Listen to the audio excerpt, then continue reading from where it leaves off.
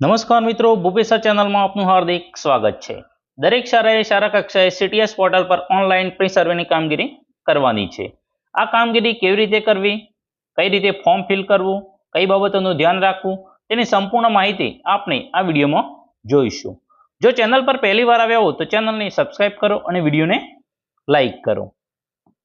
સૌપ્રથમ મિત્રો કોઈ પણ બ્રાઉઝર ઓપન કરી અને તેના સર્ચ બારમાં SSA ગુજરાત ટાઈપ કરો। સૌપ્રથમ જે વેબસાઇટ આવે તેના પર ક્લિક કરો। જો મિત્રો ક્લિક કરશો એટલે આ રીતનું પેજ ઓપન થશે। તેમાં મિત્રો સીટીએસ પોર્ટલ ઓપન કરો। ચાઇલ્ડ ટ્રેકિંગ સિસ્ટમ જે છે તેના પર ક્લિક કરો। જો મિત્રો ક્લિક કરશો એટલે આ રીતનું એક નવું પેજ ઓપન થશે।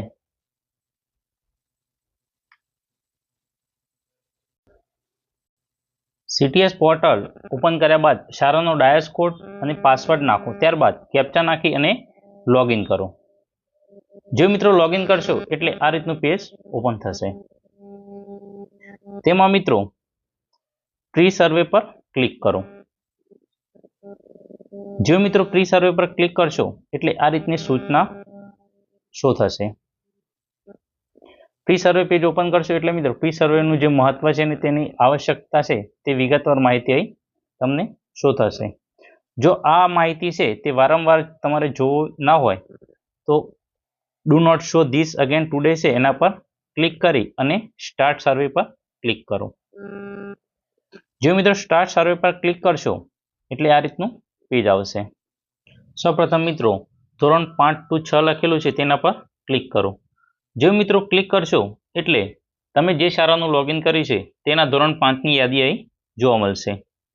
તેમાંથી મિત્રો વિદ્યાર્થીની સામે ફિલ નામનું એક ઓપ્શન આપેલું છે તેના પર ક્લિક કરો। જો મિત્રો ક્લિક કરશો એટલે આ રીતના અલગ અલગ કોડ જોવા મળશે। તેમાં સૌપ્રથમ છે કોડ 1। તો મિત્રો કોડ 1નો અર્થ એવો છે કે જો વિદ્યાર્થી ધોરણ 5નો જે વિદ્યાર્થી છે તે સ્કૂલમાં જે સ્કૂલમાં અત્યારે છે તે સ્કૂલમાં જો તેને એડમિશન લેવાનું હોય તો કોડ 1 પસંદ કરવાનો રહેશે। Code 1 same school. ત્યારબાદ કોડ 2 ડિફરન્ટ સ્કૂલ, એટલે કે જે વિદ્યાર્થી છે તે બીજી સ્કૂલમાં જો એડમિશન લેવાનું હોય તો કોડ 2 એટલે કે ડિફરન્ટ સ્કૂલ પર ક્લિક કરો। ત્યારબાદ તે જે સ્કૂલમાં એડમિશન લેવાનું હોય તેની અહીં માહિતી નાખવાની રહેશે, ડિસ્ટ્રિક્ટ છે, બ્લોક અને સ્કૂલનું નામ। ત્યારબાદ સેવ પર ક્લિક કરો। ત્યારબાદ મિત્રો એક કોડ નંબર છે 5 ડ્રોપ આઉટ રિસ્ક। તો મિત્રો આપણને ખબર નહીં હોય કે વિદ્યાર્થી છે તે ધોરણ 6માં કઈ શાળામાં પ્રવેશ મેળવવાનો છે, જે ચોક્કસ માહિતી આપણા જોડે ના હોય તો આ કોડ 5 છે તે સિલેક્ટ કરવાનો રહેશે। ત્યારબાદ ડ્રોપ આઉટમાંથી તે કયા તેના જે કારણો છે તે આપણે અહીં લખવાના રહેશે અથવા સિલેક્ટ કરવાના રહેશે। અલગ અલગ કારણો આપેલા છે તેમાંથી જે કારણ લાગુ પડતું હોય તે આપણે અહીંથી સિલેક્ટ કરી અને સબમિટ પર ક્લિક કરવાનું રહેશે।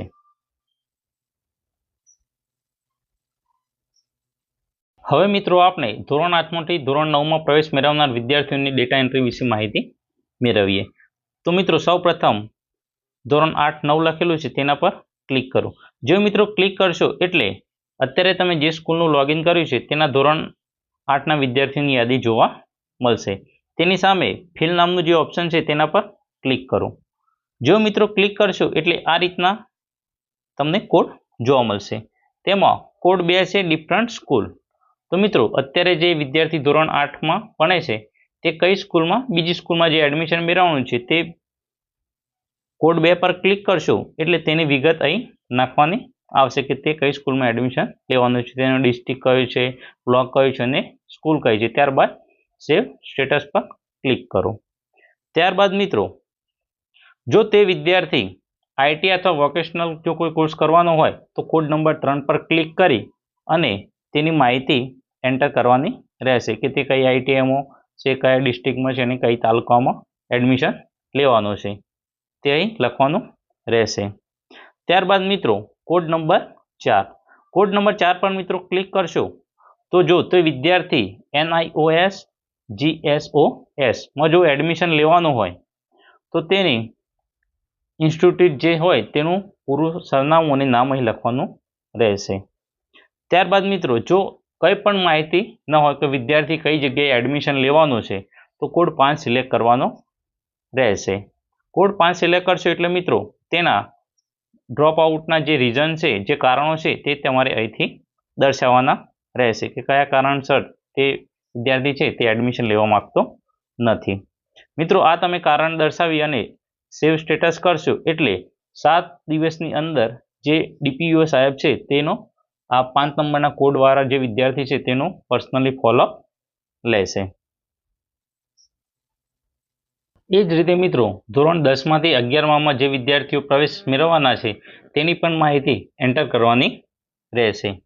ત્યારબાદ મિત્રો અન્ય શાળામાંથી આપની શાળામાં પ્રવેશ મેળવનાર વિદ્યાર્થીઓની પણ ડેટા એન્ટ્રી છે તે અહીં કરવાની રહેશે.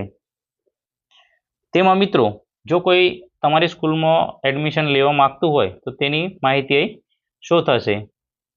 તે ધોરણ સિલેક્ટ કરી અને તમારે તે વિદ્યાર્થી રિસીવ કરવાનો રહેશે અને તેનો જે પ્રવેશ છે તે સુનિશ્ચિત કરવાનો રહેશે. તો મિત્રો આ રીતે તમે પ્રી સર્વેની કામગીરી ઓનલાઈન ઝડપથી પૂર્ણ કરી શકો છો.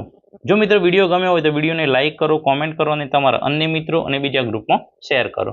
અને જો ચેનલ સબસ્ક્રાઇબ કરવાની બાકી હોય તો ચેનલને અત્યારે સબસ્ક્રાઇબ કરો. Thank you.